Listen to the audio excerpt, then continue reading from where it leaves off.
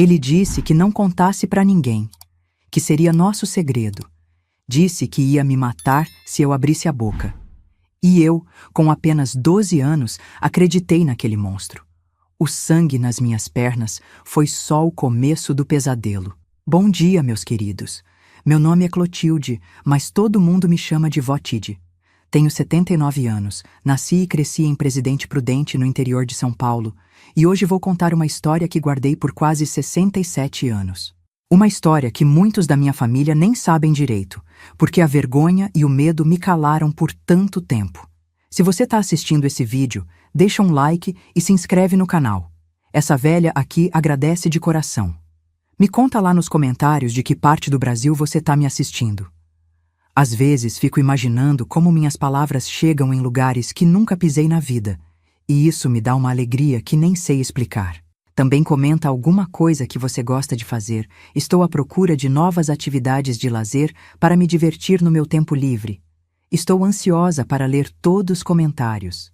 Vamos começar pelo início, quando eu ainda era a princesinha da casa, antes da escuridão entrar pela porta da frente disfarçada de família. Nasci em 1946, logo depois da Segunda Guerra. Presidente Prudente era uma cidade bem diferente do que é hoje. A gente morava numa casa grande perto do centro, com um quintal imenso onde eu brincava com minhas bonecas de pano. Meu pai, Alcides, trabalhava nos escritórios da Estrada de Ferro, um homem respeitado que sempre chegava em casa com o terno impecável, mesmo depois de um dia inteiro de trabalho.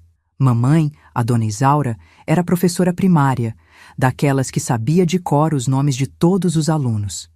Era uma mulher elegante, sempre de vestido bem passado e cabelo arrumado, mesmo dentro de casa. Ela dizia que mulher direita sempre deve estar apresentável, porque nunca se sabe quem vai bater na porta. Éramos uma família de classe média numa época em que isso significava ter privilégios que a maioria não tinha. Tínhamos uma empregada, a Sebastiana, que dormia em casa e cuidava de tudo enquanto meus pais trabalhavam. Ela era como uma segunda mãe para mim. Me ensinava histórias de assombração que me faziam tremer de medo e rir ao mesmo tempo. Eu era filha única, o centro das atenções. Papai e mamãe tentaram ter mais filhos, mas depois de 2 abortos, os médicos disseram que era perigoso para a mamãe tentar de novo. Então, todas as esperanças, sonhos e ambições deles foram depositados em mim. E confesso que eu aproveitava essa posição. Era mimada, sim, não vou negar. Ganhava as melhores bonecas, os vestidos mais bonitos e tinha aulas de piano com a professora italiana que morava perto da igreja. Clotilde vai ser uma moça prendada, mamãe dizia para as vizinhas que vinham tomar café em casa nas tardes de sábado. Sabe costurar, bordar e já toca 3 músicas inteiras no piano. As manhãs na escolinha eram fáceis para mim. Ser filha da professora mais respeitada da cidade tinha suas vantagens. As outras professoras sempre me elogiavam, mesmo quando eu não merecia. Às tardes, depois da lição de casa, eu podia brincar no quintal ou na calçada com as outras crianças da rua. A gente pulava amarelinha, jogava peão, brincava de esconde-esconde até o sol começar a se pôr. Os domingos eram especiais. Acordávamos cedo para ir à missa na igreja matriz de São Sebastião. Mamãe me vestia com meu melhor vestido, colocava fitas no meu cabelo e me fazia prometer que ficaria quietinha durante a celebração. Depois da missa, íamos almoçar na casa da minha avó materna, Vó Aparecida, que morava a algumas quadras da igreja. O almoço de domingo era uma festa. Vários tios, tias e primos se reuniam em volta da mesa grande de madeira que ficava no quintal, debaixo da mangueira.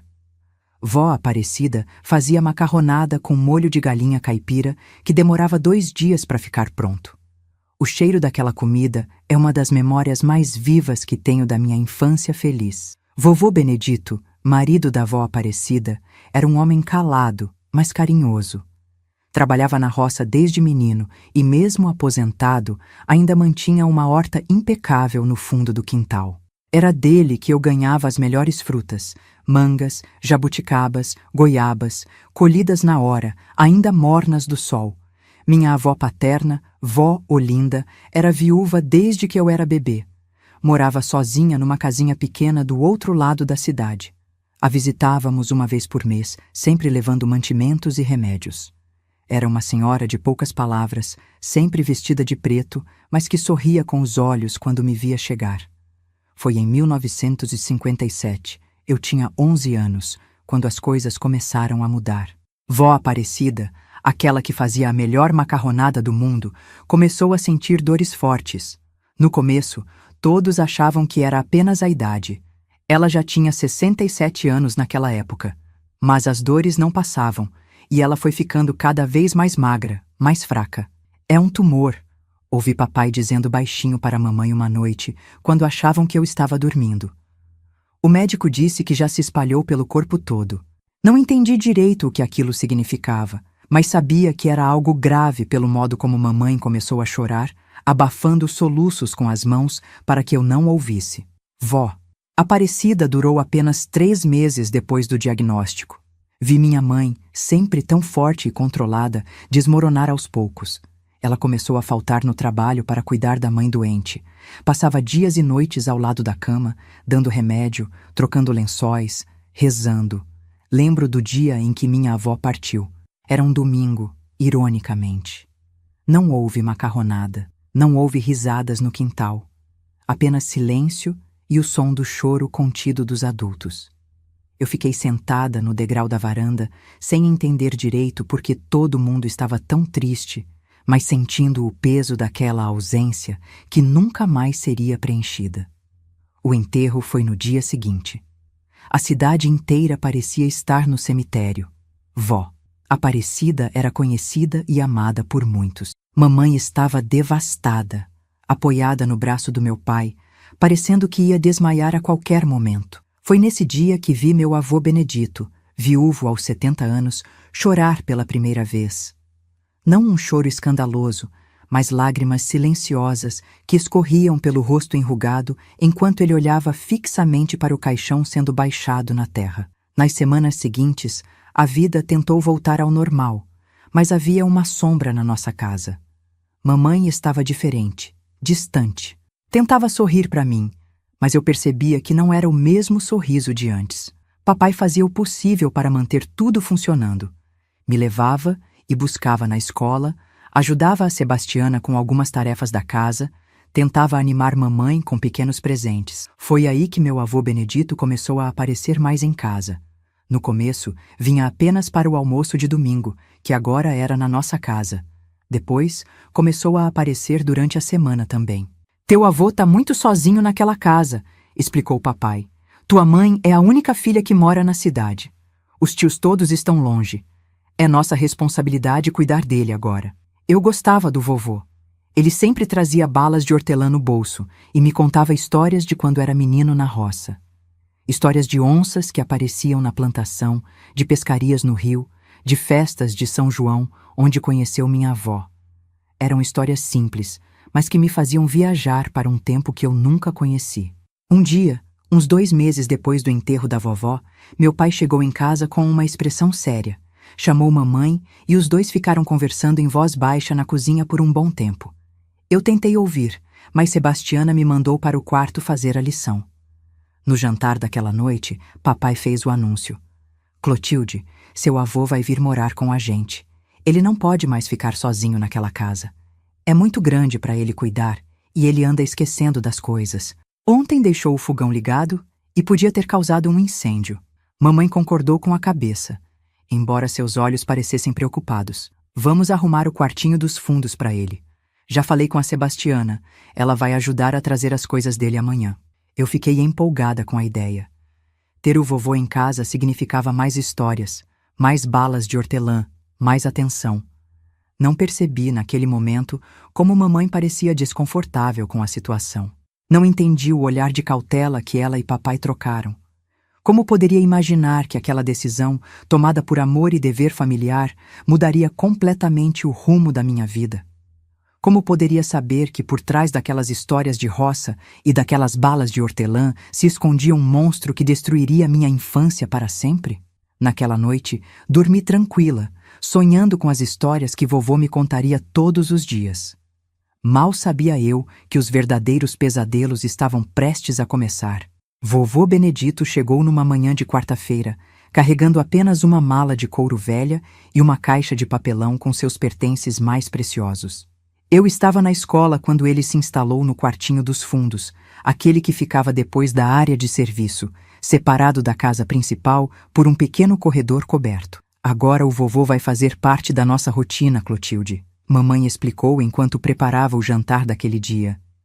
Ele já está velhinho e precisa dos nossos cuidados. Seja uma boa menina e ajude no que puder, sim? No início, a presença dele parecia uma bênção. Vovô acordava cedo, antes mesmo da Sebastiana, e já estava com o café feito quando todos levantavam. Tinha um jeito simples de fazer as coisas, mas eficiente. Arrumou a torneira da pia que vivia pingando, consertou o portão que rangia, começou uma pequena horta no cantinho do quintal. Meu pai ficou feliz ao ver que, apesar dos seus 70 anos, vovô ainda tinha força e disposição.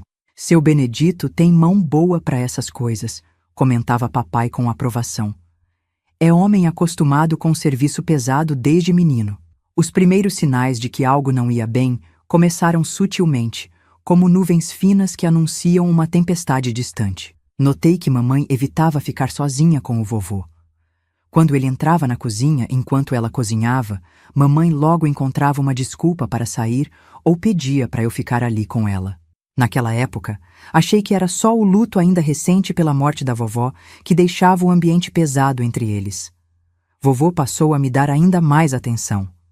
Não apenas me contava histórias, mas agora me trazia pequenos presentes, fitas coloridas para o cabelo, doces da venda do seu Joaquim, até uma boneca de pano que ele mesmo fez. Isso me deixava radiante. Nunca tinha recebido tanta atenção de um adulto que parecia ter tempo infinito para mim. Foi mais ou menos um mês depois de sua chegada que notei a primeira mudança real no comportamento dele. Estávamos jantando, os 4, eu, mamãe, papai e vovô. Sebastiana já tinha se recolhido para seu quarto nos fundos. Meu pai comentou sobre um aumento que tinha conseguido no trabalho. Com esse dinheirinho extra, podemos até pensar em matricular a Clotilde naquelas aulas de balé que ela tanto pede, disse papai, sorrindo para mim. Eu quase pulei da cadeira de alegria, mas a voz de vovô interrompeu minha comemoração. Balé? Ele resmungou, batendo o garfo no prato com mais força que o necessário. Para que gastar dinheiro com bobagem? Menina tem que aprender coisa útil. Cozinhar, costurar, cuidar de casa. Esse negócio de ficar pulando de sapatilha é coisa de gente da cidade grande que não tem o que fazer. Um silêncio desconfortável tomou conta da mesa. Meu pai, sempre tão seguro, pareceu murchar diante das palavras ríspidas do vovô. Mamãe olhou para o prato, evitando o confronto. Pai, com todo respeito, a educação da Clotilde é decisão nossa. Meu pai finalmente respondeu, mas sua voz soava menos confiante do que o normal. Vovô deu uma risada seca. Decisão de vocês? Vocês estão criando essa menina toda cheia de vontades. No meu tempo, criança obedecia e pronto. Não ficava escolhendo o que queria fazer ou não. Aquela foi a primeira vez que vi o lado autoritário do meu avô, mas estava longe de ser a última. Aos poucos, ele começou a se intrometer em tudo. Nos horários das refeições, nas roupas que eu usava, até no volume do rádio quando papai ouvia o jogo de futebol. Essa casa tá virando uma bagunça, ele reclamava. No meu tempo, homem que se prezasse mantinha a ordem no lar.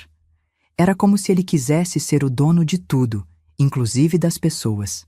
Notei que papai, para evitar discussões, começou a ceder em pequenas coisas. Mamãe, por sua vez, ficava cada vez mais calada, mais apagada. O pior era quando meu pai precisava viajar a trabalho. Acontecia uma vez por mês, geralmente ele passava 2 ou 3 dias fora visitando outras estações ferroviárias. Nesses dias, vovô agia como se fosse o homem da casa, dando ordens para todos, inclusive para Sebastiana, que começou a reclamar baixinho. Seu Benedito não é meu patrão, ela murmurou para mamãe uma tarde, quando achou que eu não estava ouvindo. O homem tá achando que pode mandar até no ar que a gente respira. Foi durante uma dessas viagens do meu pai, em agosto de 1958, que aconteceu algo que me deixou realmente assustada pela primeira vez. Mamãe tinha ido levar umas roupas para uma prima doente e voltaria só no fim da tarde. Sebastiana estava lavando roupa no tanque dos fundos. Eu estava na sala, fazendo minha lição de matemática. Vovô entrou na sala, sentou-se na poltrona em frente a mim e ficou me observando em silêncio. Senti um arrepio estranho na nuca, como se algo não estivesse certo. Vem cá, Clotilde, ele disse após alguns minutos. Deixa o vovô ver se você está fazendo essa lição direito. Me aproximei segurando o caderno. Ele bateu no joelho, indicando que eu deveria sentar ali.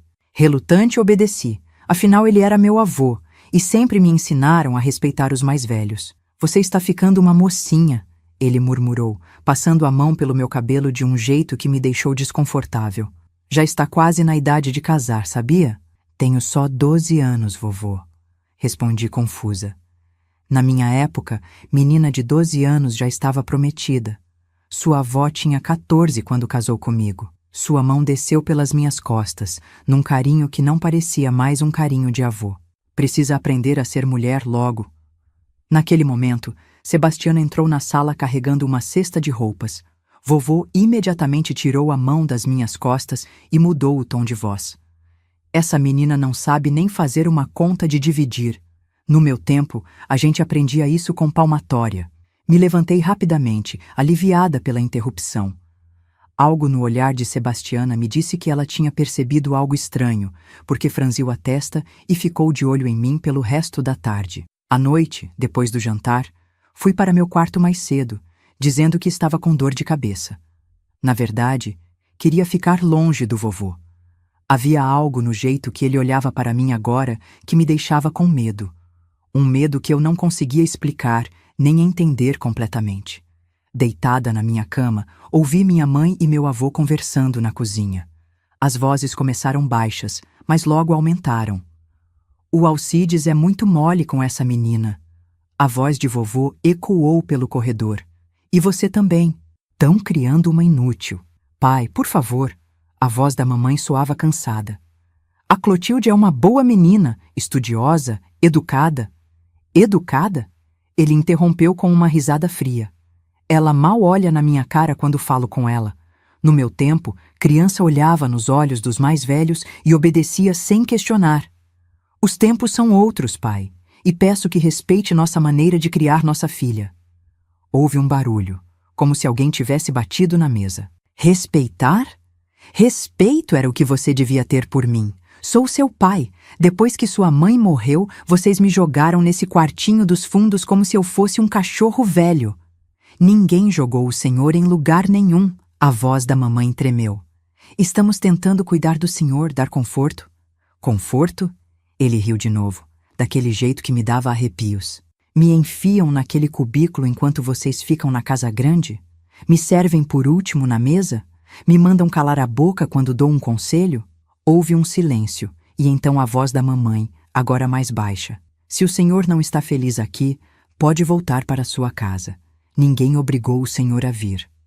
Outro baque na mesa, mais forte. É isso que você quer? Se livrar do seu pai velho? Me mandar de volta para ficar sozinho até morrer? É assim que você honra sua mãe? Ela deve estar revirando no túmulo de vergonha de você. Cobri meus ouvidos com o travesseiro, não querendo ouvir mais. Aquela noite, tive pesadelos com sombras que me perseguiam pela casa. Na manhã seguinte, mamãe estava com olheiras profundas e mal tocou no café. Vovô, por outro lado, parecia estranhamente satisfeito, como se tivesse vencido alguma batalha. Quando papai voltou de viagem 2 dias depois, percebi que mamãe não contou nada sobre a discussão. Ela sorria forçadamente, dizia que estava tudo bem. Vovô, por sua vez, estava mais amável que nunca com meu pai, oferecendo-se para ajudar no que fosse preciso, elogiando-o por trabalhar tanto para sustentar a família. Foi como se 2 pessoas diferentes vivessem dentro do meu avô. O homem gentil e prestativo que aparecia quando meu pai estava em casa, e o tirano controlador que emergia assim que papai saía pela porta. Uma semana depois, Sebastiana pediu demissão. Disse que tinha arranjado um emprego melhor numa casa no centro, mas eu vi nos olhos dela que havia outro motivo. Antes de ir embora, me abraçou forte e sussurrou no meu ouvido: "Cuida de você, menina. E se alguma coisa ruim acontecer, conta para sua mãe na hora." Não entendi o aviso na época. mas logo, muito logo, entenderia perfeitamente o que ela quis dizer. Com a saída de Sebastiana, mamãe passou a ficar mais tempo em casa. Pediu licença na escola por algumas semanas, dizendo que precisava organizar a casa. Acho que, no fundo, ela não queria me deixar sozinha com o vovô. Isso me trouxe algum alívio temporário, mas não durou muito. Logo, mamãe precisou voltar às aulas. O diretor da escola tinha sido claro que não poderia estender sua licença por mais tempo. E papai começou a fazer viagens mais longas, às vezes ficando fora por uma semana inteira. Foi numa dessas semanas, em novembro de 1958, que meu mundo desabou completamente. Mamãe tinha ido a uma reunião na escola que duraria até tarde. Eu estava no meu quarto, já de camisola, escovando meu cabelo antes de dormir. A porta se abriu sem batida prévia. Vovô estava parado ali, me observando com um olhar que nunca vou esquecer na vida. Um olhar que misturava algo animalesco com uma frieza calculista que me gelou até a alma. Sua mãe só volta tarde, ele disse, entrando no quarto e fechando a porta atrás de si. Precisamos ter uma conversa de adulto para adulto, Clotilde. Eu sabia, naquele instante, que algo terrível ia acontecer.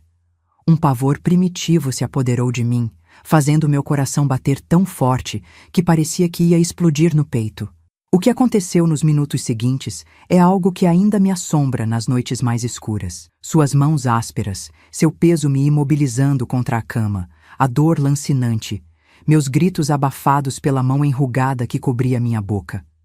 O cheiro de cachaça e suor azedo. As palavras horríveis sussurradas no meu ouvido. Se contar para alguém, mato você e sua mãe, ele disse quando terminou, ajeitando as roupas como se nada tivesse acontecido. Ninguém vai acreditar em você mesmo. Vão dizer que você provocou o vovô, que é uma menina sem vergonha. Fiquei paralisada na cama muito tempo depois que ele saiu, incapaz de chorar, incapaz até de respirar direito. Um pedaço de mim morreu naquela noite. A menina confiante, alegre e sonhadora se foi para sempre, substituída por uma casca vazia, cheia de vergonha e medo. Na manhã seguinte, não consegui levantar para ir à escola. Meu corpo doía de maneiras que eu nunca imaginei ser possível. Havia sangue na minha camisola, nos lençóis. Quando mamãe veio ver por que eu não tinha levantado, menti. Disse que estava com cólicas, que tinha acordado naqueles dias. Ela pareceu acreditar, trouxe um chá e me deixou ficar em casa. Vovô passou o dia todo na rua, graças a Deus. Quando voltou à noite, agiu como se nada tivesse acontecido. Jantou normalmente, contou histórias para meu pai, fez piadas, nem olhou na minha direção. Eu queria gritar, queria contar tudo, mas as palavras dele ecoavam na minha cabeça. Mato você e sua mãe. E eu acreditei. Com a inocência e o terror de uma criança de 12 anos, acreditei que ele seria capaz disso. Assim começou meu inferno pessoal. O que deveria ser um lar se transformou numa prisão de terror. A presença dele, seu cheiro, sua voz, tudo me causava pânico. E o pior, ninguém percebia. Ou talvez não quisessem perceber. As noites se tornaram meu maior pavor. Cada vez que ouvia passos no corredor, cada vez que uma tábua do assoalho rangia, eu me encolhia na cama rezando para que ele não viesse. Mas ele sempre vinha. Não todas as noites, o que era quase pior, porque a incerteza me mantinha em constante estado de alerta, de terror antecipado. Comecei a mudar. Parei de comer direito, emagreci. Minhas notas na escola caíram. Não queria mais sair para brincar, nem conversar com ninguém. Passei a dormir com uma tesoura debaixo do travesseiro, mesmo sabendo que jamais teria coragem de usá-la. O que está acontecendo com você, filha? Mamãe perguntava, preocupada. Você parece um fantasma andando por aí.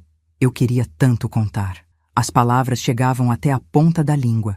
Mas então via vovô parado à porta, me observando com aquele olhar que dizia tudo. E o medo me calava novamente. 3 meses se passaram assim. 3 meses que pareceram 3 séculos. 3 meses em que cada noite era uma tortura, cada dia um exercício de fingimento. Eu havia aprendido a existir num espaço entre a vida e a morte. Não completamente viva, porque algo fundamental tinha sido destruído em mim, mas também não morta, porque meu corpo insistia em continuar funcionando, respirando, movendo-se automaticamente pelo mundo. Foi em fevereiro de 1959, no auge do verão, que tudo finalmente veio à tona. Não porque criei coragem de contar, essa coragem eu não tinha, mas porque meu corpo falou por mim. Vovô tinha ficado particularmente violento na noite anterior. Mamãe e papai tinham ido a um aniversário e só voltariam tarde. Ele aproveitou para beber mais que o normal e veio para meu quarto mais cedo que o habitual. Hoje o vovô vai te ensinar umas coisas novas, ele disse, com aquele sorriso que me dava náuseas. Tentei resistir pela primeira vez. Gritei, chutei, arranhei. Isso só o deixou mais furioso. Quando terminou, eu estava mais machucada que o normal. Braços roxos de tanto ser apertada, arranhões nos ombros, um corte no lábio de quando ele me bateu para eu ficar quieta.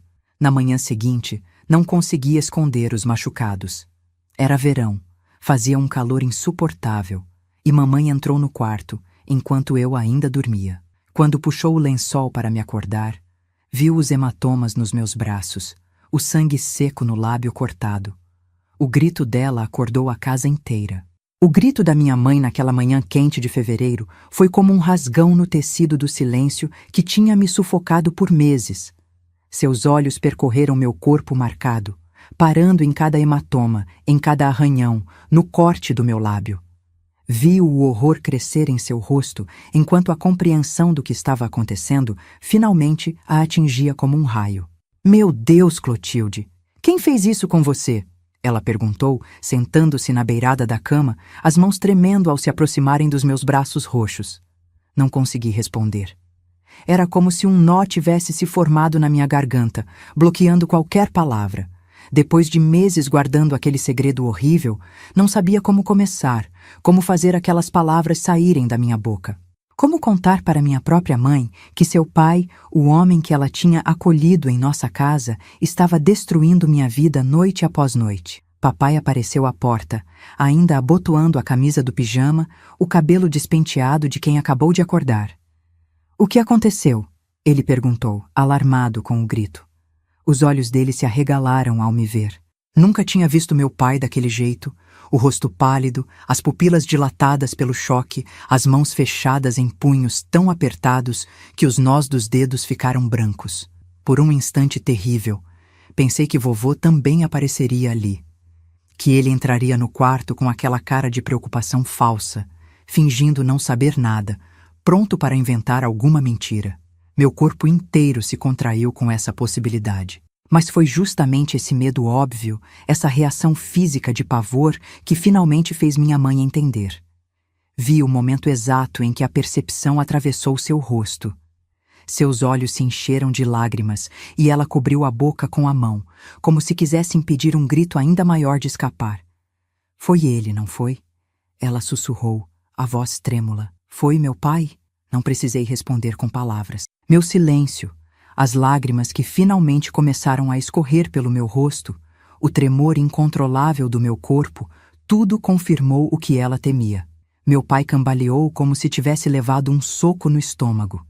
Ele olhou para a mamãe, depois para mim, depois de volta para ela, buscando alguma explicação que não existia, algum sentido num horror que não tinha sentido nenhum. Quanto tempo? Minha mãe perguntou, segurando minhas mãos entre as dela, os olhos fixos nos meus. Há quanto tempo isso está acontecendo, minha filha? 3 meses, consegui balbuciar, a voz quase inaudível.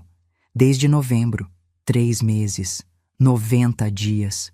Para eles, era um choque, uma revelação súbita e devastadora. Para mim, tinha sido uma eternidade no inferno, minuto por minuto, segundo por segundo.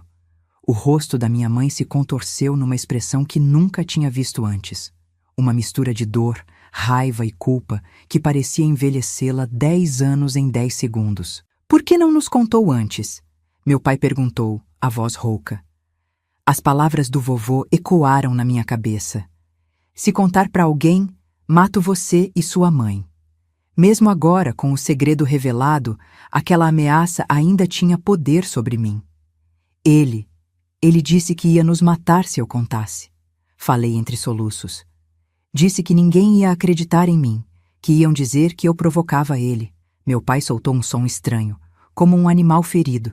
Vi algo mudar em seus olhos, a confusão e o choque dando lugar a uma fúria que eu jamais tinha visto naquele homem sempre tão calmo e controlado. Ele se virou abruptamente e saiu do quarto. Ouvi seus passos pesados pelo corredor em direção ao quartinho dos fundos. Mamãe levantou num pulo, subitamente alerta. "Alcides, não!" Ela gritou correndo atrás dele. Fiquei sozinha na cama, ainda envolta nos lençóis manchados, ouvindo os sons distantes de uma confusão, vozes alteradas, algo quebrando, um baque surdo. Queria me levantar, ver o que estava acontecendo, mas meu corpo parecia feito de chumbo. Não conseguia mover um músculo. Minutos depois, ou foram horas, o tempo parecia distorcido. Mamãe voltou. Estava pálida, com os cabelos desgrenhados e os olhos vermelhos de tanto chorar. Sentou-se ao meu lado na cama e me abraçou. Um abraço diferente de todos os outros que ela já tinha me dado, desesperado, como se temesse que eu pudesse desaparecer a qualquer momento. "Ele foi embora", ela murmurou contra meu cabelo. "Seu pai o expulsou. Ele não vai mais voltar, nunca mais. Você está segura agora." Eu queria acreditar naquelas palavras, queria me sentir aliviada, libertada. Mas o medo tinha se infiltrado tão profundamente em mim que parecia fazer parte da minha própria pele. "E se ele voltar de noite?"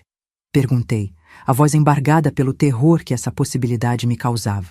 "E se ele vier me buscar quando vocês estiverem dormindo?" Mamãe segurou meu rosto entre suas mãos, me obrigando a olhar nos olhos dela. "Não vai acontecer." Ela disse com uma firmeza que não deixava espaço para dúvidas. "Seu pai está lá fora agora mesmo, trocando todas as fechaduras. E depois vamos à polícia."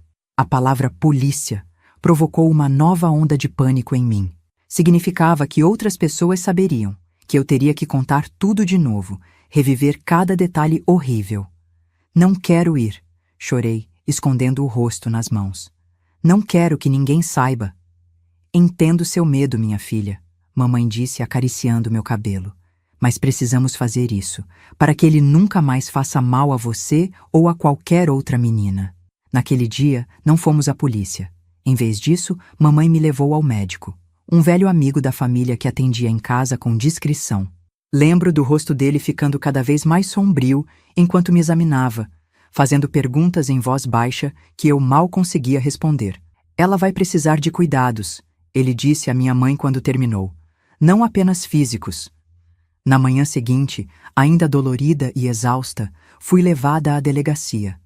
Era um prédio cinzento e intimidador no centro da cidade. Mamãe segurou minha mão o tempo todo, enquanto papai caminhava alguns passos à nossa frente, os ombros tensos, o maxilar trincado de raiva contida.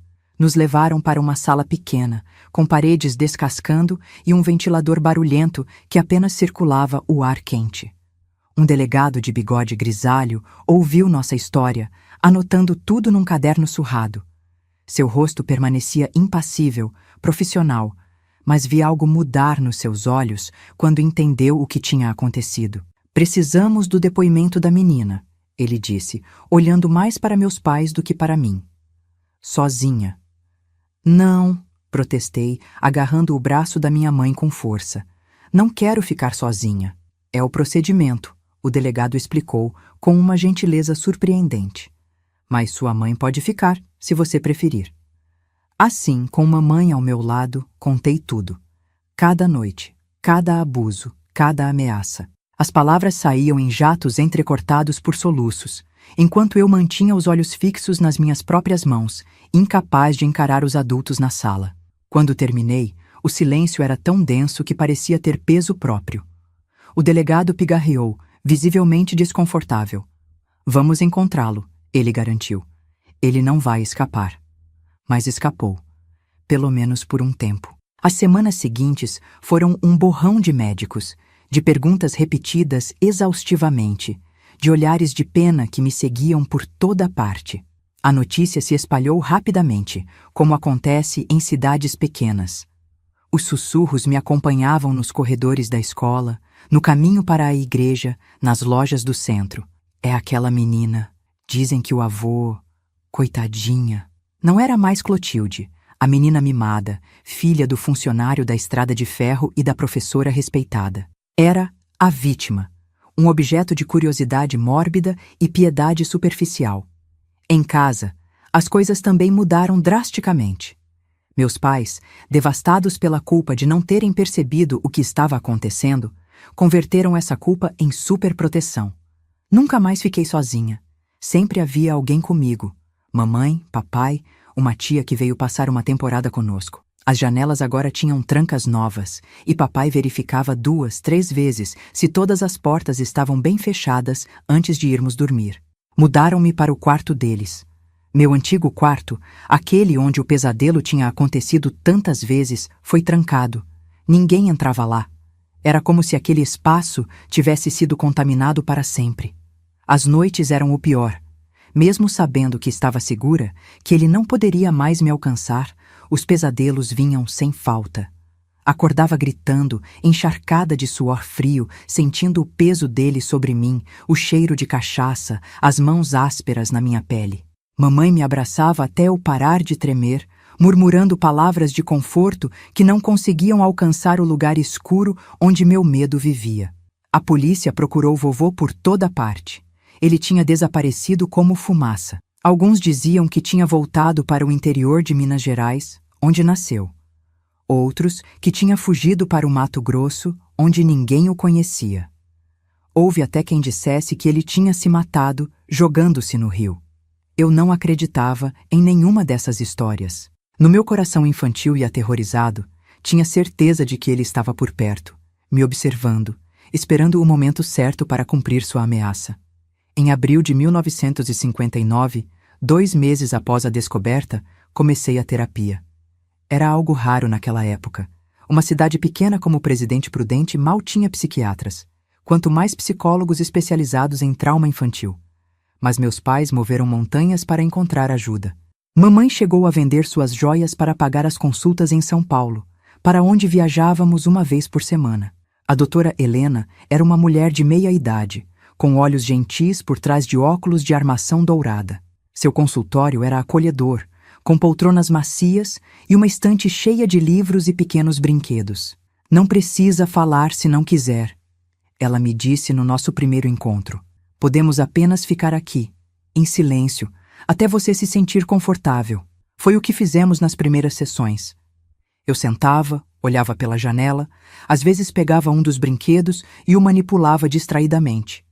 Ela apenas observava, fazendo anotações ocasionais, nunca me pressionando. O que aconteceu com você não foi sua culpa, ela disse certo dia, quebrando nosso silêncio habitual.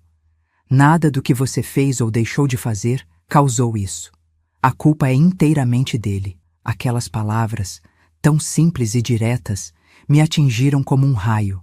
Eu não tinha percebido até então o quanto me culpava, por não ter contado antes, por não ter resistido mais, por ter acreditado nas ameaças dele. Mas eu podia ter gritado, murmurei, as lágrimas escorrendo livremente. Podia ter contado para mamãe no primeiro dia. Se eu tivesse falado, você era uma criança enfrentando algo que nenhuma criança deveria enfrentar, a doutora Helena respondeu. Fez o que pôde para sobreviver. E sobreviveu. Isso mostra que você é mais forte do que imagina. Forte? Eu não me sentia forte. Me sentia quebrada, suja, irremediavelmente danificada. Nunca mais vou ser como antes, confessei, dando voz ao meu maior medo. Nunca mais vou ser normal. Normal é uma palavra complicada, ela disse, inclinando a cabeça pensativamente. Você não será como era antes, isso é verdade. Ninguém permanece o mesmo após um trauma. Mas isso não significa que não pode ter uma vida plena, feliz e significativa. Eu queria acreditar nela. Queria tanto acreditar que havia um futuro para mim, além daquele horror, além do medo constante, além das noites em claro e dos pesadelos. Maio chegou, trazendo chuvas fortes que pareciam nunca terminar. O céu permanecia constantemente cinzento, como se refletisse o estado da minha alma. A polícia tinha praticamente desistido de encontrar vovô. O caso foi arquivado, embora o delegado tenha garantido que ele seria preso se algum dia reaparecesse. Foi nesse ponto baixo, quando a esperança parecia mais distante do que nunca, que mamãe e papai começaram a falar sobre mudança. Sair de Presidente Prudente, recomeçar em outro lugar onde ninguém conhecesse nossa história, onde eu não fosse a menina do caso. São Paulo, talvez, papai sugeriu durante o jantar. Tenho um primo que trabalha nos Correios lá. Disse que pode me arranjar algo. A ideia de deixar a única cidade que conhecia, de abandonar a casa onde tinha crescido, apesar do terror dos últimos meses, me assustava quase tanto quanto a possibilidade de ficar. Mas e a escola? E minhas amigas? Perguntei, embora soubesse que tinha poucas amigas agora. A maioria se afastou quando o escândalo veio à tona, por vergonha ou por ordem dos pais que não queriam suas filhas envolvidas. Há escolas melhores em São Paulo, mamãe respondeu, forçando um sorriso otimista. E você fará novos amigos. Amigos que não sabem, que não olharão para você desse jeito. Eu sabia o que ela queria dizer. O jeito como todos me olhavam agora, com pena, com curiosidade mórbida, ou pior, com aquela expressão desconfortável de quem não sabe o que dizer. Talvez, pensei, talvez começar de novo em outro lugar fosse exatamente o que eu precisava. Um lugar onde ninguém soubesse, onde pudesse ser apenas Clotilde, não a vítima. Um lugar onde cada esquina não trouxesse memórias terríveis, onde cada sombra não me fizesse imaginar que ele estava à espreita. Quando? Perguntei, a primeira vez em meses que senti algo parecido com esperança. Logo, papai respondeu, apertando minha mão sobre a mesa. Assim que eu confirmar o emprego. Algumas semanas, talvez. Naquela noite, deitada na cama improvisada no quarto dos meus pais, olhando para o teto enquanto a chuva batia nas janelas, permiti-me imaginar esse novo começo. Uma nova casa, uma nova escola, novas pessoas que não conheciam meu passado. Talvez lá eu pudesse começar a reconstruir os pedaços quebrados de mim mesma. Talvez lá eu pudesse um dia dormir sem medo. Mas antes que pudéssemos realizar esse plano, antes que eu pudesse escapar daquela cidade e das memórias que me assombravam em cada canto, algo aconteceu que mudou tudo novamente. Algo que nenhum de nós poderia ter previsto e que traria à tona forças que eu nem sabia que possuía. Foi no início de junho, quase 4 meses depois que meus pais descobriram o abuso, que a tempestade que parecia ter passado voltou com força total. E dessa vez eu estaria no centro do furacão, incapaz de me esconder, forçada a encarar o monstro dos meus pesadelos uma última vez. Era um sábado de junho, chovia finamente em Presidente Prudente. Aquela chuva triste que não lava nada, só deixa tudo mais úmido e pesado. Passei a manhã ajudando mamãe a separar roupas para a doação. Estávamos nos preparando para a mudança, embora ainda não tivéssemos data certa. Papai tinha ido ao centro resolver algumas pendências no banco. Nós duas estávamos sozinhas em casa, portas e janelas trancadas como sempre, desde aquele dia fatídico. O som da campainha rasgou o silêncio como um trovão. Mamãe e eu nos entreolhamos, assustadas. Não esperávamos ninguém. Amigos e parentes sabiam que deviam avisar antes de visitar. Fazia parte das novas regras de segurança da casa. Fique aqui, mamãe instruiu, seu rosto subitamente tenso. Da sala, ouvi ela se aproximando cautelosamente da porta, perguntando quem era. A resposta foi abafada pela chuva, mas reconheci o timbre da voz. Era Dona Terezinha, nossa vizinha da frente, uma senhora viúva que sempre foi gentil comigo. Mamãe abriu a porta, mas apenas uma fresta, mantendo a corrente de segurança enganchada. Isaura, ouvi Dona Terezinha dizer, sua voz anormalmente urgente. Preciso lhe dizer uma coisa. É sobre... Bem, é sobre seu pai. Meu sangue gelou nas veias. Apenas a menção indireta dele era suficiente para me deixar paralisada de medo. O que tem ele? A voz da minha mãe soou afiada como uma faca. Ele está de volta. Dona Terezinha falou tão baixo que quase não ouvi. Vi ele ontem à noite, andando na rua de trás. Tenho certeza que era ele. Estava diferente. Barba comprida, mais magro, mas era ele. Minhas pernas cederam e me apoiei na parede para não cair. Ele tinha voltado. O monstro dos meus pesadelos estava de volta, provavelmente para cumprir sua ameaça. Tem certeza absoluta? Mamãe perguntou, a voz tremendo levemente. Absoluta, Dona Terezinha confirmou. Ele não me viu, estava escuro, mas achei que vocês deviam saber, para tomar cuidado. Ouvi mamãe agradecer rapidamente e fechar a porta. Quando ela voltou para a sala e me viu encostada na parede, branca como cera, não precisou perguntar se eu tinha ouvido. Meu rosto dizia tudo. Vou ligar para seu pai, ela disse, tentando parecer calma, mas vi o medo em seus olhos. O mesmo medo que eu sentia. Papai chegou em casa 20 minutos depois, ofegante por ter corrido na chuva. Seu rosto estava uma máscara de fúria controlada. Vou à delegacia agora mesmo, ele anunciou, ainda de pé no hall de entrada, pingando água no chão. Eles precisam prendê-lo, ele está foragido há meses. E se eles não fizerem nada? Mamãe perguntou, o que todos nós estávamos pensando. A polícia não tinha se esforçado muito para encontrá-lo da primeira vez. Por que seria diferente agora?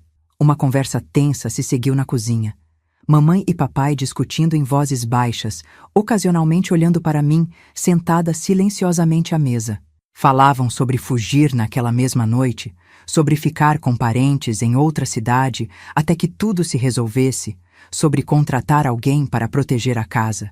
E então, no meio dessa conversa angustiada, a energia elétrica acabou.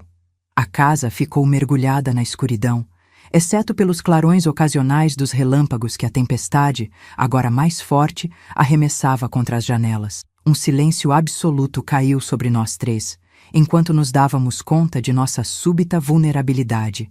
É só a chuva, papai disse finalmente, tentando soar confiante. Vou pegar as velas. Enquanto ele ia até a despensa buscar velas e fósforos, mamãe se aproximou de mim, puxou uma cadeira e sentou-se ao meu lado, segurando minha mão na escuridão. Vai ficar tudo bem, ela sussurrou, embora sua voz traísse sua própria incerteza. Foi nesse momento que ouvimos o barulho. Um estalo leve, como se alguém estivesse forçando a porta dos fundos, aquela que dava para o quintal, perto do quartinho onde vovô tinha morado. Papai voltou correndo da despensa, velas e fósforos esquecidos. Vocês ouviram isso? Ele perguntou, a voz tensa. Antes que pudéssemos responder, outro estalo, mais forte desta vez. Inconfundível. Alguém estava realmente tentando entrar pela porta dos fundos. Para o quarto agora, papai ordenou em um sussurro urgente. Tranquem-se lá. Vou ver o que é. Não! Exclamei, agarrando o braço dele com desespero. A ideia de nos separarmos, de papai enfrentar sozinho o que podia muito bem ser vovô tentando invadir a casa, me encheu de pavor. Outro estalo, seguido pelo som inconfundível de madeira cedendo. Quem quer que fosse, tinha conseguido entrar. Naquele momento, percebi que estávamos encurralados. A casa tinha apenas duas saídas. A porta da frente e a dos fundos, esta última agora comprometida. Para chegar à porta da frente, teríamos que atravessar toda a sala, ficando expostos. Como se lesse meus pensamentos, papai nos puxou para o armário da cozinha, um vão estreito onde guardávamos vassouras e produtos de limpeza. Fiquem aqui, ele sussurrou. Não façam nenhum barulho. Imprensadas naquele espaço apertado, mamãe me abraçou com força, abafando até o som da nossa respiração. Ouvi papai sair da cozinha, seus passos leves no piso de madeira que eu conhecia tão bem. Os minutos seguintes foram os mais longos da minha vida. Cada segundo parecia se arrastar, enquanto tentávamos ouvir qualquer som da casa, além do tamborilar da chuva no telhado e o rugido ocasional dos trovões. Então, vozes, abafadas a princípio, depois mais altas. A voz do meu pai, tensa, furiosa, e outra voz, que reconheci imediatamente, que me fez tremer incontrolavelmente nos braços da minha mãe. Ele, vovô. O monstro tinha realmente voltado. Não conseguia distinguir as palavras exatas, apenas o tom, acusações, negações, raiva crescente. As vozes vinham da sala, aproximando-se da cozinha. Sua filha está mentindo. A voz de vovô subitamente ficou clara, cortando o ar como uma navalha.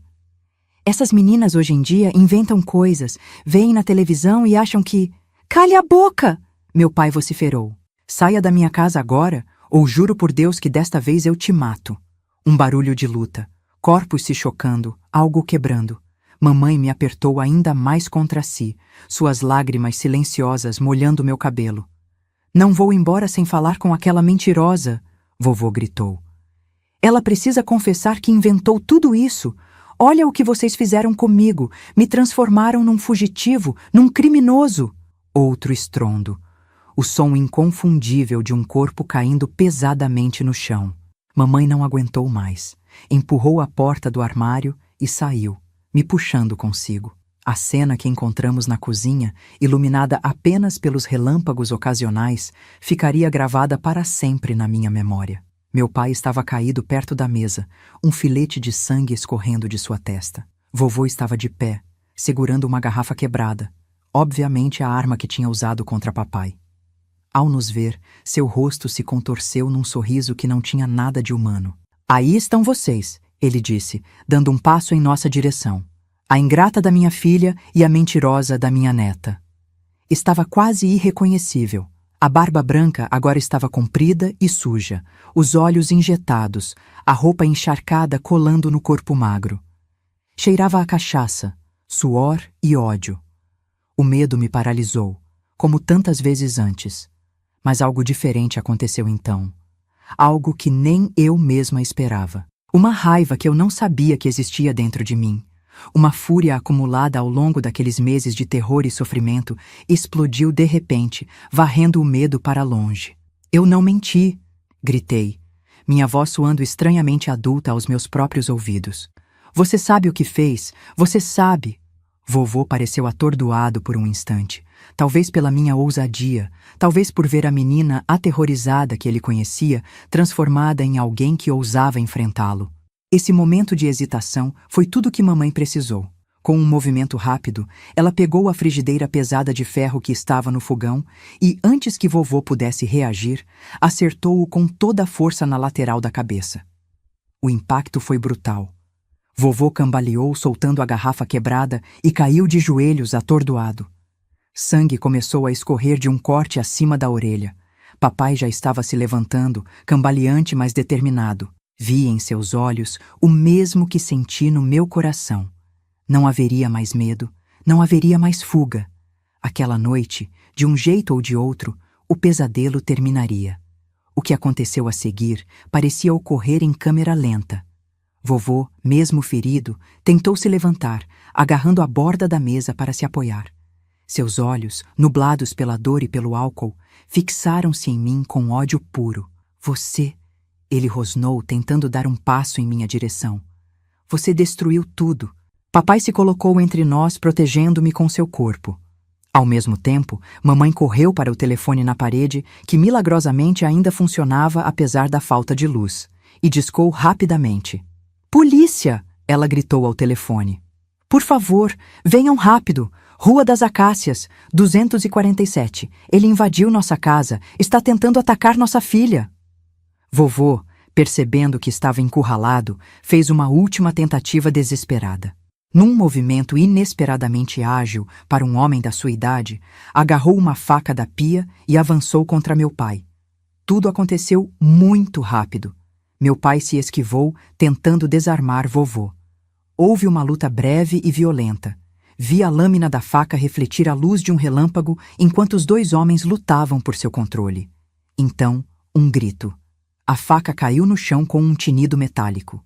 Vovô recuou, segurando o próprio braço, sangue escorrendo entre seus dedos. Naquele momento, as luzes voltaram, inundando a cozinha com uma claridade repentina que parecia quase sobrenatural após tanto tempo na escuridão. A cena congelou como numa fotografia macabra. Meu pai ofegante, com sangue na testa, minha mãe ainda segurando o telefone, os olhos arregalados. Vovô contra a parede, ferido, e eu, parada no meio da cozinha, testemunhando o fim de um pesadelo que tinha durado tempo demais. Sirenes começaram a soar ao longe, aproximando-se rapidamente. Vovô olhou em volta, como um animal acuado buscando uma rota de fuga. Mas não havia para onde ir. As portas e janelas que ele poderia usar para escapar estavam no outro lado da casa, bloqueadas por nós. Foi nesse momento, com as sirenes chegando e a inevitabilidade da captura se tornando clara, que vi algo se quebrar nos olhos dele. Não foi arrependimento ou vergonha, nada tão humano. Foi apenas a compreensão de que tinha perdido, de que não haveria mais poder sobre nós, de que sua impunidade tinha chegado ao fim. Vocês não sabem o que fizeram, ele murmurou, escorregando pela parede até sentar-se no chão, ainda segurando o braço ferido. Não sabem. Minutos depois, a casa foi invadida por policiais. Vovô foi detido, algemado apesar dos protestos fracos sobre seu ferimento. Lembro dele olhando para mim uma última vez enquanto o arrastavam para fora. Um olhar que não tinha mais o poder de me aterrorizar, porque agora eu sabia algo que ele não sabia. Eu tinha sobrevivido. Eu tinha enfrentado o monstro e continuava de pé. As horas seguintes foram um turbilhão de atividades, paramédicos tratando o corte na testa do meu pai, policiais tomando nossos depoimentos, vizinhos curiosos se aglomerando na calçada apesar da chuva, tentando entender o que tinha acontecido. Sentada na sala, enrolada num cobertor que alguém tinha colocado sobre meus ombros, observei toda aquela movimentação com uma estranha sensação de distanciamento. Era como se eu estivesse flutuando acima da cena, vendo tudo acontecer a outra pessoa, não a mim. Foi só quando todos finalmente foram embora, os policiais prometendo voltar na manhã seguinte para mais perguntas, os paramédicos após garantir que ninguém precisava ir ao hospital, os vizinhos relutantemente dispersados, que a realidade começou a se assentar. Estávamos os três na sala, exaustos, ainda processando o que tinha acontecido. Um silêncio estranho pairava no ar.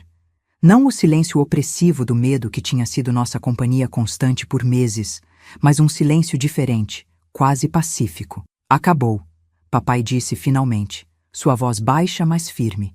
Ele não vai mais machucar você, Clotilde. Nunca mais. Pela primeira vez em muito tempo, acreditei verdadeiramente nessas palavras. O pesadelo tinha terminado. Não da maneira que esperávamos, não como tínhamos planejado, mas tinha terminado. Naquela noite, pela primeira vez em meses, dormi sem ter pesadelos. Um sono profundo e reparador que parecia lavar um pouco do horror acumulado na minha alma jovem. Na manhã seguinte, quando acordei, uma sensação estranha me invadiu. Levei alguns segundos para identificá-la, de tão desacostumada que estava. Era esperança. Uma pequena chama de esperança de que talvez a vida pudesse voltar a ser boa novamente. Vovô foi formalmente acusado e preso. O julgamento, alguns meses depois, foi rápido. As evidências eram esmagadoras, especialmente depois que ele invadiu nossa casa, confirmando todas as acusações com suas próprias ações. Foi condenado a 12 anos de prisão. Nunca mais o vi depois daquela noite na cozinha. Nunca quis ver. Soube, anos depois, que ele morreu na prisão. Um ataque cardíaco no 5º ano de sua sentença. A notícia não me trouxe alegria, mas também não me trouxe tristeza. Apenas um estranho vazio, como se um capítulo particularmente doloroso de um livro finalmente tivesse sido virado. Nossa mudança para São Paulo acabou acontecendo mesmo assim, alguns meses depois do incidente. Precisávamos de um novo começo, longe das memórias, longe dos olhares, longe dos sussurros que persistiam apesar da condenação de vovô. Em São Paulo, aos poucos, reconstruímos nossas vidas. Continuei a terapia com a doutora Helena, que me ajudou a entender que o que tinha acontecido não me definia, que eu era mais, muito mais, do que a violência que tinha sofrido. Mamãe voltou a lecionar, agora numa escola maior onde ninguém conhecia nosso passado. Papai conseguiu um bom emprego nos Correios, graças ao primo que tinha mencionado. Aos poucos, a vida foi ganhando cores novamente. Foi um caminho longo e difícil. Houve recaídas, momentos em que o medo voltava com toda a força, noites em que os pesadelos retornavam tão vívidos quanto antes. Mas cada dia que passava, cada pequena vitória, fazer um novo amigo, conseguir dormir uma noite inteira sem acordar gritando, ser capaz de falar sobre o que tinha acontecido sem desmoronar, era um passo em direção à cura. Aos 17 anos, conheci Roberto, um rapaz gentil e paciente que se tornaria meu marido alguns anos depois. Foi a primeira pessoa fora da minha família e da terapia para quem contei o que tinha acontecido. Sua reação, compaixão sem pena, raiva em meu nome sem me tratar como vítima, foi parte importante do meu processo de cura. A vida seguiu seu curso. Formei-me professora como mamãe. Casei com Roberto aos 23 anos. Tivemos 3 filhos maravilhosos, 2 meninos e uma menina. Conheci a alegria de ser mãe, depois avó e agora bisavó. Construí uma vida plena, significativa, cheia de amor e propósito. Hoje, aos 79 anos, olhando para trás, vejo que a doutora Helena estava certa.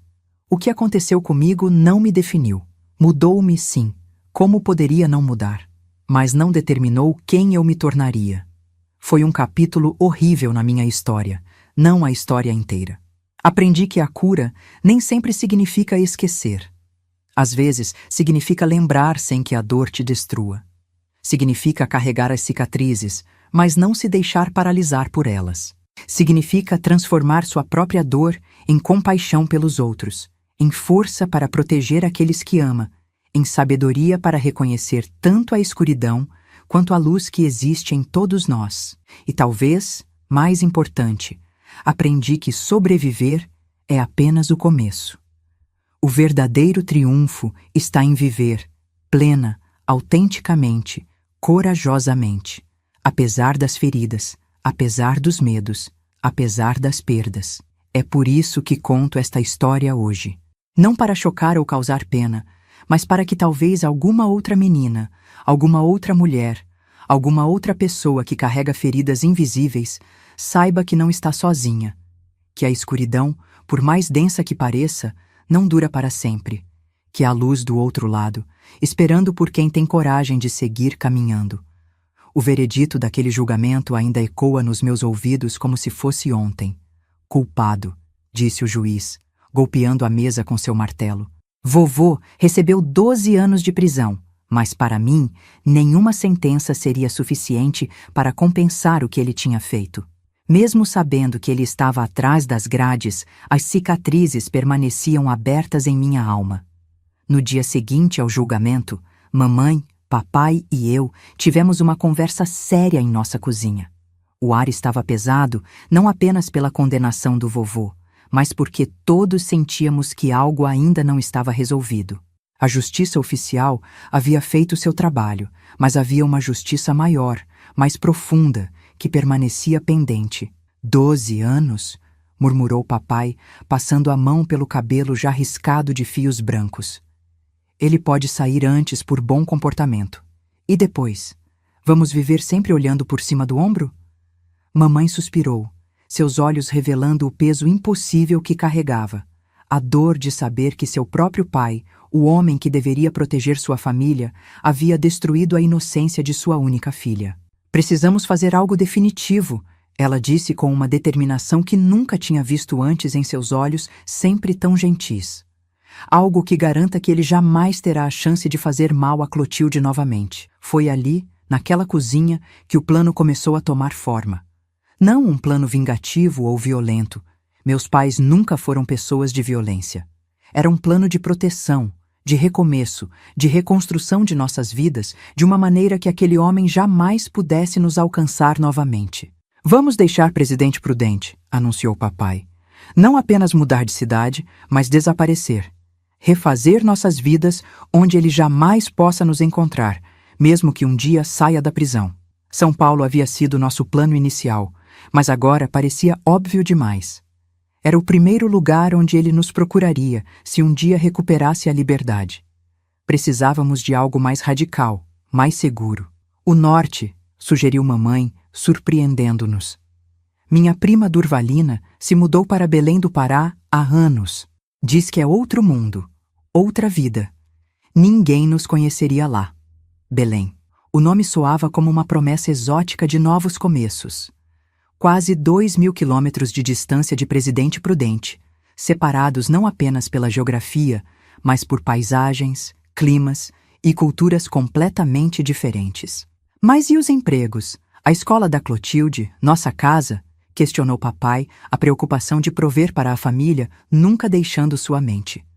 Venderemos tudo, respondeu mamãe com uma firmeza surpreendente. Trocaremos de nome se preciso for.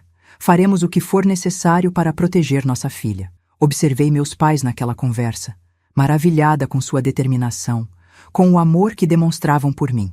Estavam dispostos a abrir mão de tudo, a segurança de empregos estabelecidos, a casa que tinham construído com tanto sacrifício, a proximidade com amigos e parentes, tudo para me proteger, para me dar uma chance de recomeçar.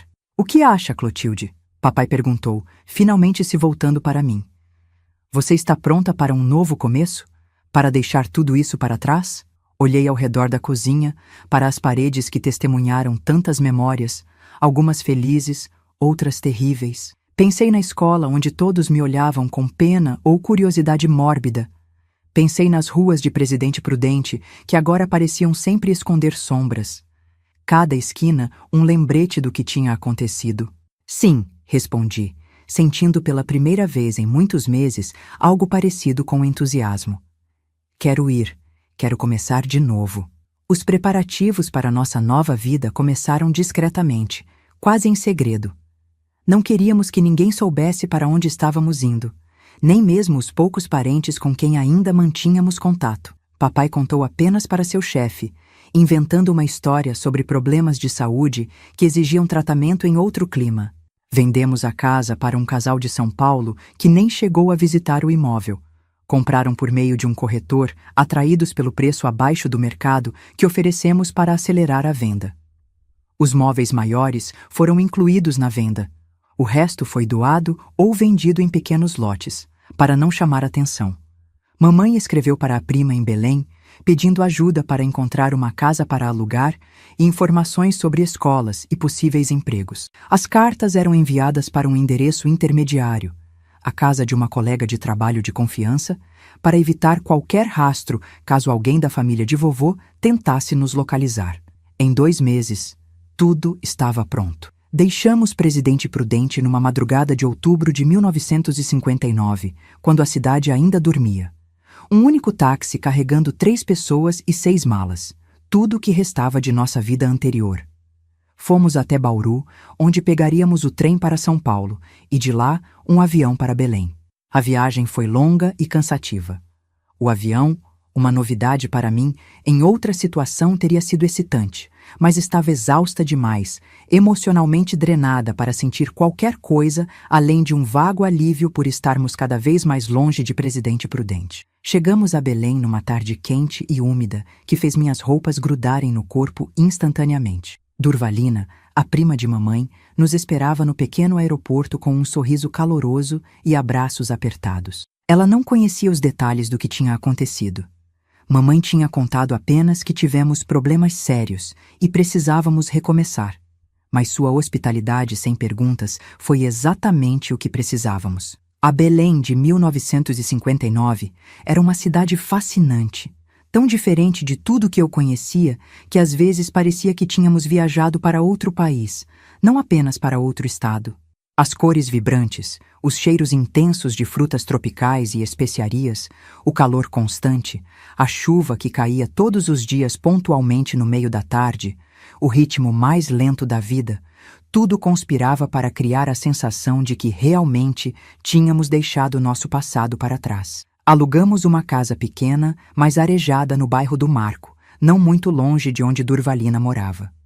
Papai conseguiu emprego numa empresa de importação e exportação, graças a um contato que Durvalina tinha. O trabalho pagava menos que seu antigo emprego na estrada de ferro, mas oferecia a possibilidade de crescimento. Mamãe, após algumas semanas procurando, foi contratada como professora substituta numa escola primária. Para mim, a adaptação foi mais difícil. A escola era completamente diferente. O sotaque das pessoas, as gírias que não conhecia, os costumes, até a merenda tinha sabores estranhos ao meu paladar do interior paulista. Nas primeiras semanas, praticamente não falei com ninguém, ficando isolada nos cantos do pátio durante os intervalos. Mas aos poucos, algo curioso começou a acontecer. Longe do ambiente onde todos me conheciam como a menina do caso, fui lentamente reaprendendo a ser apenas Clotilde. Ninguém ali sabia do meu passado. Ninguém me olhava com aquela mistura de pena e curiosidade mórbida. Era um anonimato libertador. A primeira amizade que fiz foi com Iracema, uma menina de pele morena e sorriso fácil que sentava na carteira ao lado da minha. Ela me adotou, por assim dizer, decidindo que eu precisava aprender os costumes locais. Tu fala tão engraçado. Ela ria, imitando meu sotaque do interior paulista. Vem cá, quero te mostrar o que é açaí de verdade. Não essa coisa que vocês do sul chamam de açaí. Com Iracema, descobri o mercado ver-o-peso, provei frutas que nem sabia que existiam, aprendi a andar de barco pelos rios que cortavam a cidade. A companhia dela, tão despreocupada e alegre, foi como um bálsamo para meu espírito ferido. Em casa, também vi meus pais mudando, se adaptando. Papai abandonou os ternos formais que sempre usou em Presidente Prudente, simplesmente incompatíveis com o clima de Belém, e adotou camisas leves de manga curta. Mamãe deixou o cabelo crescer, e muitas vezes o usava solto, algo que nunca tinha visto ela fazer antes. Pequenas mudanças que simbolizavam algo maior. Estávamos nos permitindo ser pessoas diferentes, deixando para trás não apenas o horror do que tinha acontecido, mas também as versões rígidas de nós mesmos que existiam antes. Claro, nem tudo foi fácil. Havia noites em que ainda acordava gritando, empapada de suor frio, certa de que tinha ouvido a voz de vovô no corredor. Dias em que um homem mais velho na rua, com certa semelhança física com ele, me fazia congelar de terror. Momentos em que o simples ato de alguém fechar uma porta com força demais me fazia entrar em pânico. Continuei a terapia com uma nova psicóloga, a doutora Marta, a quem mamãe contou toda a verdade para que pudesse me ajudar adequadamente. Não era a mesma coisa que as sessões com a doutora Helena em São Paulo, mas aos poucos fomos construindo uma relação de confiança. O trauma não desaparece só porque você mudou de endereço, explicou a doutora Marta numa de nossas primeiras sessões. Mas você pode aprender a carregar essa história de uma maneira que não te impeça de viver plenamente. E foi isso que lentamente começamos a fazer. Aprender a carregar nossa história de uma nova maneira. 1 ano após nossa chegada a Belém, papai recebeu uma carta. Vinha do advogado que tinha cuidado da venda da nossa casa em Presidente Prudente. Era curta e direta. Vovô tinha morrido na prisão. Um ataque cardíaco fulminante durante o almoço no refeitório. Papai e mamãe discutiram longamente se deviam me contar. Acabei ouvindo por acaso, escutando atrás da porta, um hábito que tinha desenvolvido em Presidente Prudente e que ainda não tinha conseguido abandonar completamente. Quando confrontei-o sobre o que tinha ouvido, mamãe me abraçou, lágrimas nos olhos. Ele não pode mais te machucar, minha filha, ela disse. Nunca mais. Não chorei. Não senti alívio, nem alegria, nem tristeza. Era como se a notícia fosse sobre um estranho, alguém que eu mal conhecia. Percebi que, em certo sentido, isso era verdade. O homem que me feriu tão profundamente não era realmente meu avô. Era um monstro que usava o rosto dele. O verdadeiro impacto da notícia veio mais lentamente nos dias e semanas seguintes.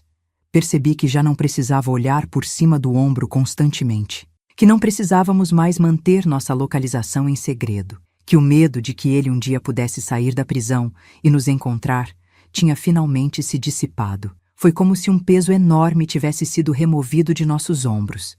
Nossa nova vida em Belém deixou de ser uma fuga e passou a ser simplesmente nossa vida. Em 1962, quando eu tinha 15 anos, papai foi promovido a gerente na empresa de importação e exportação. O aumento de salário permitiu que comprássemos uma casa própria, maior e mais arejada, perto do Bosque Rodrigues Alves. Mamãe conseguiu uma posição permanente como professora, e eu, para surpresa de todos, inclusive minha, me tornei uma das melhores alunas da minha turma. Olha só, papai comentou orgulhoso quando mostrei meu boletim cheio de notas altas. Quem diria, hein? Nossa filha, a intelectual da família. Na nova escola, fiz mais amizades.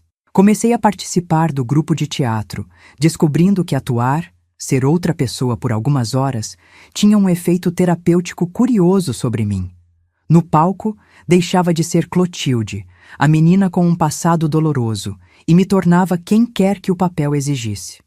Foi no teatro da escola que conheci Vicente aos 16 anos. Ele era 2 anos mais velho, estava no último ano e fazia o papel principal na peça em que eu tinha um papel secundário. Alto, de pele morena e olhos verdes impressionantes, herança de um avô português, ele explicou depois. Vicente foi meu primeiro amor verdadeiro. Nossa aproximação foi lenta. Diferente dos outros rapazes que conheci, Vicente nunca foi apressado ou insistente. Parecia entender intuitivamente meus limites, meus receios, embora eu nunca tivesse contado a ele sobre meu passado. Nosso primeiro beijo aconteceu após uma apresentação particularmente bem-sucedida da peça. Foi gentil, respeitoso e, pela primeira vez, não senti medo do toque de outra pessoa. Foi como se algo congelado dentro de mim começasse, finalmente, a derreter. Vicente e eu namoramos por quase 2 anos. Ele foi meu primeiro namorado, minha primeira experiência de amor romântico. Com ele, aprendi que intimidade física poderia ser bonita, respeitosa, baseada em consentimento e carinho mútuo. O oposto completo da violência que tinha marcado minha introdução à sexualidade. Eventualmente, Vicente ganhou uma bolsa para estudar engenharia no Rio de Janeiro. Nosso relacionamento não sobreviveu à distância, mas nos separamos com carinho e respeito. Ele seguiu seu caminho, e eu o meu, mas sempre serei grata pelo papel que ele desempenhou na minha jornada de cura.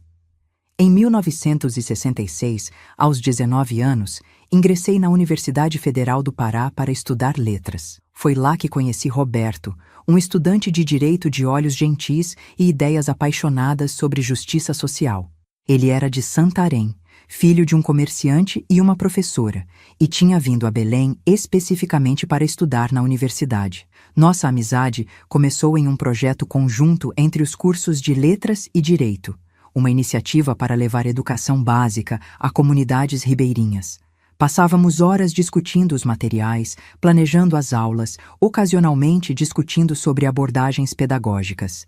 Era uma amizade baseada em respeito mútuo e interesses compartilhados. O namoro veio quase 1 ano depois, naturalmente, como se fosse o próximo passo lógico em uma relação que já era profunda e significativa. Com Roberto, finalmente encontrei a coragem de compartilhar toda a minha história. O abuso, a fuga, o recomeço em Belém. Foi a primeira pessoa fora do círculo familiar e terapêutico para quem contei tudo. Sua reação foi exatamente o que eu precisava, indignação pelo que tinha acontecido comigo, sem me tratar como uma vítima quebrada, compaixão sem pena e, acima de tudo, uma compreensão de que meu passado era parte de mim, mas não me definia. Você é a pessoa mais forte que já conheci, ele me disse após ouvir toda a história, segurando minhas mãos com firmeza. E eu te amo exatamente como você é, com todas as suas cicatrizes e toda a sua força. Nos casamos em 1970, quando eu tinha 23 anos e ele 25. Foi uma cerimônia pequena, mas alegre, na igreja de São João Batista, perto de nossa nova casa. Meus pais, visivelmente emocionados, me entregaram ao altar. Os dois juntos, uma quebra de tradição que fazia todo sentido para nossa família, que tinha sobrevivido unida ao pior dos pesadelos. Os anos seguintes trouxeram mais curas, mais alegrias, mais marcos de uma vida que, contra todas as probabilidades, tinha se tornado plena e significativa. Nosso primeiro filho, Paulo, nasceu em 1972. Mariana veio em 1975 e, finalmente, Lucas, em 1979. Ter filhos foi outra etapa importante na minha jornada de cura. Cada gravidez, cada parto, era uma forma de reclamar meu corpo, de afirmar que era meu. Não um objeto de violência, mas um recipiente de vida, de amor, de continuidade. Com cada filho, sentia-me mais conectada à minha própria humanidade, mais completa e íntegra. A maternidade também trouxe novos desafios e medos. Me peguei sendo superprotetora, especialmente com Mariana. O terror de que algo semelhante pudesse acontecer com minha filha às vezes me acordava à noite suando frio. Foi preciso muito trabalho interno e algumas sessões adicionais de terapia para encontrar o equilíbrio entre proteger meus filhos e permitir que vivessem suas próprias vidas, livres do peso do meu trauma.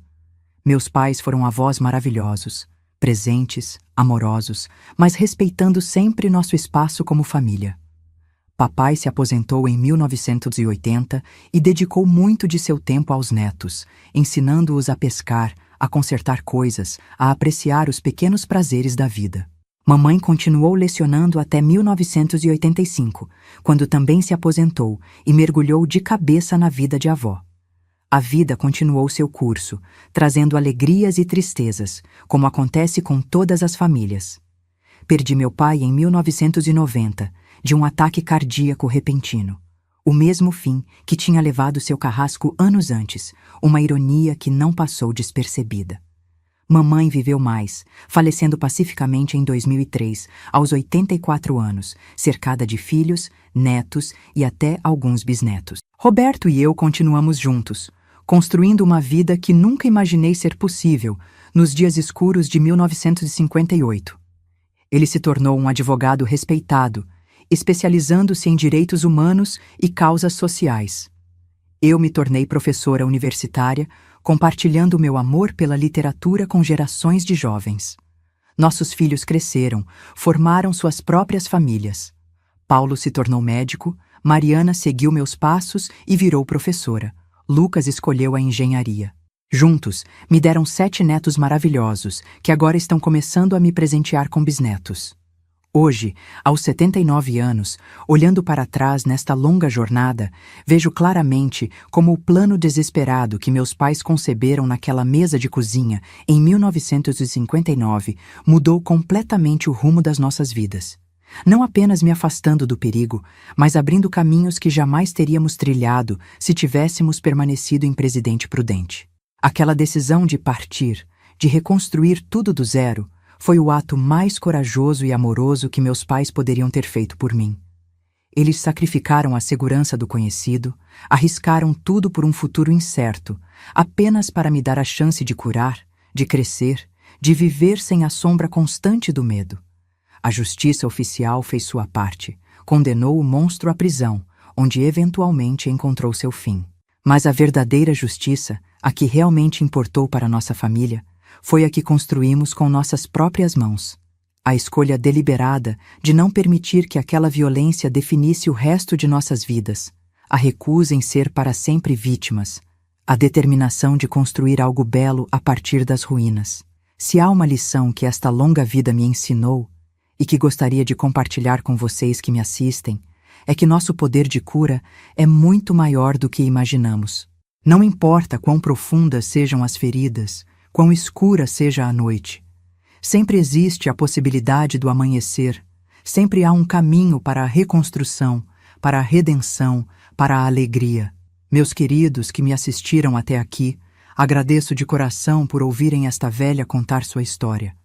Se minha jornada tocou seu coração de alguma forma, peço que deixem um like neste vídeo e se inscrevam no canal.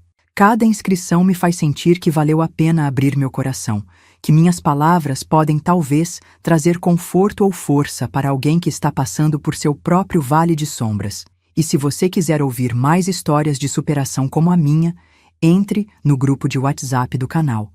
O link está na descrição. Lá compartilhamos diariamente relatos reais de outras vovós que, como eu, carregam histórias de dor, resistência e triunfo. Histórias que nos lembram que somos muito mais fortes do que imaginamos, que nossas cicatrizes, embora nunca desapareçam completamente, podem se tornar marcas de honra que contam não apenas o que sofremos, mas principalmente como sobrevivemos. Até o próximo vídeo, meus queridos. Que Deus abençoe o caminho de cada um de vocês e que nunca percam a esperança, mesmo nas noites mais escuras. Esta vovó aqui é prova viva de que sempre, sempre há luz no fim do túnel.